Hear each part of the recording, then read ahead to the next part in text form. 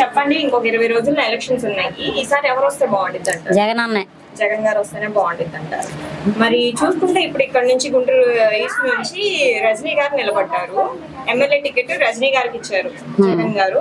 మరి గెలుస్తారంటారా రజనీ గారు? గెలుస్తారు పక్కాగా. ఎలా చెప్తున్నారు? ఎందుకంటే జగన్ గారు మా ఆయన గారు చనిపోయినా చేసినా ఏదన్నా సాయం చేశారు. అది ఈసారి ఆయన రావాలని మేము కోరుకున్నాం. అంటే మరి ఇప్పుడు రజనీ గారు తెలుసా మీకు? వెళ్ళొచ్చాం మొన్న ఎలక్షన్ వేసేటప్పుడు. నామినేషన్ కి వెళ్ళొచ్చాం ర్యాలీకి. ఓకే, సో ఎలా అనిపిస్తున్నారు? బానే మాట్లాడుతున్నారు. బానే మాట్లాడుతున్నారు, బాగానే సాయం చేస్తున్నారు. పనులు చేశారు అక్క రజనీ గారు ఇప్పుడు దాకా?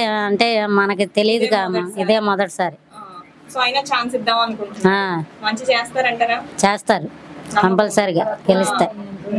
మరి ఇప్పుడు గల్లా మాధవి గారు నిలబడ్డారు టీడీపీ నుంచి. చంద్రబాబు గల్లా మాధవికి టికెట్ ఇచ్చారు. రజనీ గారి కంటే స్ట్రాంగ్ క్యాండిడేట్ అంటున్నారు. రజనీ గారు గెలవరు అంటున్నారు. మరి మీరేమంటారు? మేమైతే మామూలుగా వీళ్ళనే గెలుస్తారని నమ్మకంతో అంటున్నాం. రజనీ గారు వస్తే బాగుంటుంది. ఎలాంటి పనులు చేస్తారంటారు? ఏమో వాళ్ళు చెప్పినవి అన్ని చేస్తామన్నారు. మాకు ఇల్లు లేవు, ఇల్లు ఇస్తామన్నారు. పేదవాళ్ళకి లేదు, ఏమి రాలా. కాకపోతే మొన్న మా ఆయన గారు చనిపోయినప్పుడు జగన్ అన్న మాత్రం ₹1,00,000 బీమా ఇచ్చారు. పింఛను సెలక్షన్ చేశారు, 3,000 పెంచారు.